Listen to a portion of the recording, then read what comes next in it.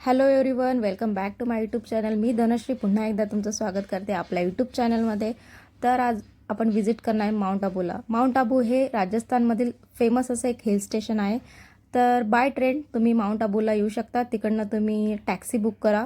Private taxi, sharing टॅक्सीही available आहेत आणि local बसेससुद्धा available आहेत. तर शेअरिंगमध्ये तुम्ही आला तर तुम्हाला अफोर्डेबल असेल. हा पूर्ण घाटाचा रस्ता आहे, किमान 30 kilometre. Station to hill station हा 30 किलोमीटरचा घाटाचा रस्ता असेल. तिकडे तुम्ही रिच आउट झाल्यानंतर तुम्ही स्कूटी रेंटनी बाय करा. 400 ते 500 रुपये वन डेसाठी स्कूटी तुम्हाला मिळून जाईल.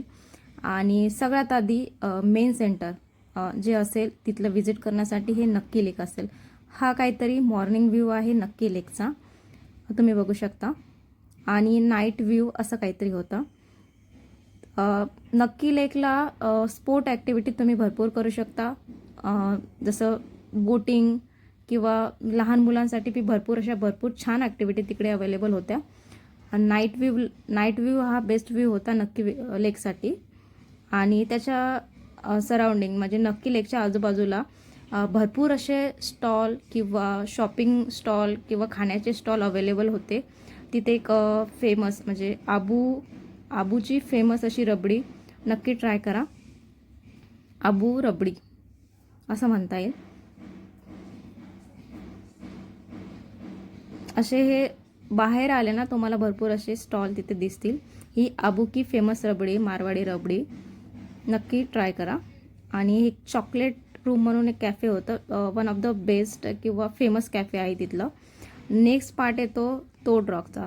हे तोड रॉक आहे, किमान 250 पायऱ्या तुम्हाला चढून वर जावं लागेल. हे दिसते ना ती चंपा केव आहे, जिथे स्वामी विवेकानंदांनी तपस्या केली. ही ती गुफा आहे. ही तोड रॉकला तुम्ही जेव्हा जासाल तेव्हा तुम्हाला रस्त्यात हे भेटेल.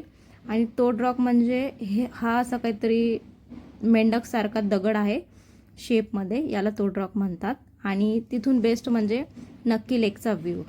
जेव्हा तुम्ही ट्रेकिंग करून वर जाता तेव्हा असा तुम्हाला काहीतरी ब्युटिफुल असा व्ह्यू दिसतो. बाकी काही नाही तिथे.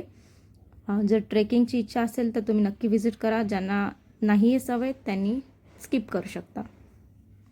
व्हिडिओ आवडला असेल तर नक्की लाईक, शेअर, सबस्क्राईब आणि कमेंट देखील करा. भेटूया पुढच्या ब्लॉगमध्ये.